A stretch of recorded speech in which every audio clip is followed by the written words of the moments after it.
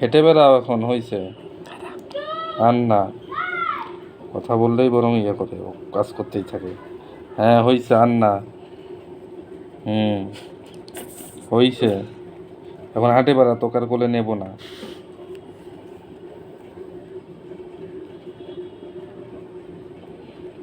এই রে চোখ বন্ধ করে খেয়ে এটা দিয়ে রিল বানাবো।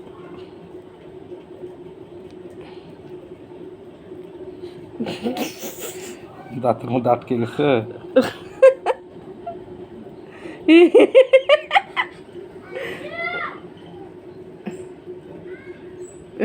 এই রে কীর্তি কাহিনী।